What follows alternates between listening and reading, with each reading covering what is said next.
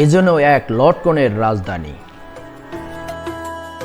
আমের রাজধানী চাঁপাইনবাবগঞ্জ, ইলিশের রাজধানী চাঁদপুর, তেমনি লটকনের রাজধানী হচ্ছে নরসিংদী।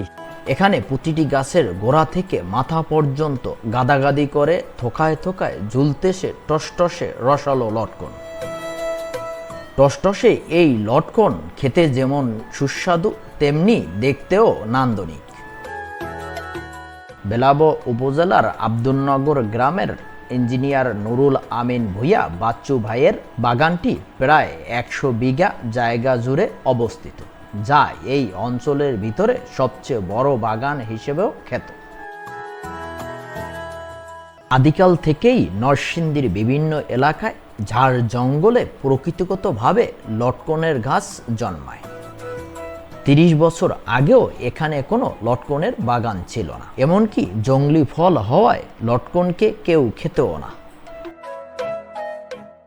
ধীরে ধীরে টক মিষ্টি স্বাদের লটকনের নাম ছড়িয়ে পড়ে চারদিকে, বাড়তে থাকে চাহিদা।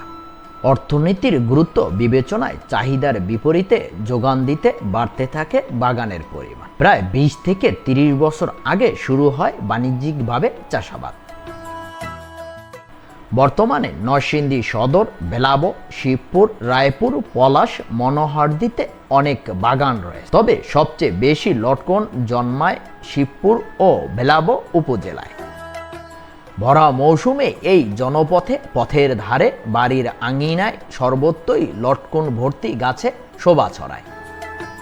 মহান আল্লাহ তাআলার যে নিয়ামত কোথায় যে কার রেখেছে তা আসলে আমরা জানি না। আজ দেশের গণ্ডি পেরিয়ে বিশ্বের বিভিন্ন দেশে এই টসটসে রসালো ফলটি রপ্তানি হয়ে থাকে।